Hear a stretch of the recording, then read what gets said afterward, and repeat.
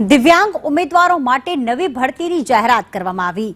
Internet શિક્ષણ સહાયકની વધુ 1516 જગ્યા ભરવામાં આવશે। દિવ્યાંગતાના પ્રકાર મુજબ અલગ અલગ ભરતી થશે। હાઈકોર્ટના આદેશ બાદ સરકાર નવી ભરતી કરશે। ઉમેદવારો 1 થી લઈને 15 એપ્રિલ સુધી ફોર્મ ભરી શકશે। 1516 નવી ભરતીની જાહેરાત કરવામાં આવી છે। ખાસ દિવ્યાંગતાના અલગ અલગ પ્રકારને આધારિત ફોર્મ જે છે તે ભરી શકાશે। અલગ અલગ ભરતી થશે। હાઈકોર્ટના આદેશ બાદ ભરતી કરવાના સૂચન કરવામાં આવ્યા છે। હિરણ અમારી સાથે જોડાઈ ગયા છે। હિરણ, હાઈકોર્ટે સૂચન કર્યું ત્યારબાદ રાજ્ય સરકાર દ્વારા ભરતીની જાહેરાત કરવામાં આવી છે। ક્યાં સુધી ફોર્મ ભરી શકાશે, ક્યારે પરીક્ષા થશે, શું વિગતો સામે આવી?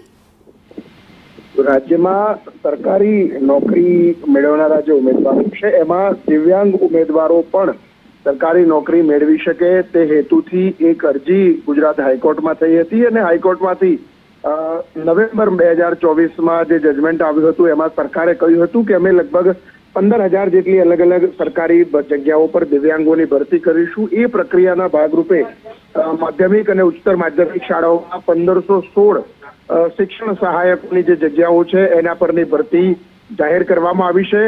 જે ઉમેદવારો અગાઉ પરીક્ષા પાસ થયેલા છે, ઉમેદવારો લાયકાત ધરાવતા ઉમેદવારોએ 1 એપ્રિલથી 15 એપ્રિલ સુધી પોતાનું નામ જે છે એ ઓનલાઈન રજીસ્ટ્રેશન અને ફી ભરવાની રહેશે। એના આધારે એમના જે અગાઉ ટેટ-ટાટની પરીક્ષા પાસ કરેલી હશે એ પરીક્ષાના આધારે એમનું મેરિટ બની અને એમનું સિલેક્શન થશે।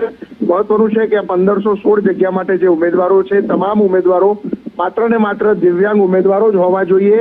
દિવ્યાંગતાની A, B, C, D અને E એમ અલગ અલગ 4 કેટેગરી બનાવવામાં આવી છે। એ કેટેગરીના આધારે જ એમની નિમણૂક જે તે કેટેગરીમાં કરવામાં આવશે। આભાર હિરેન તમામ વિગતો માટે।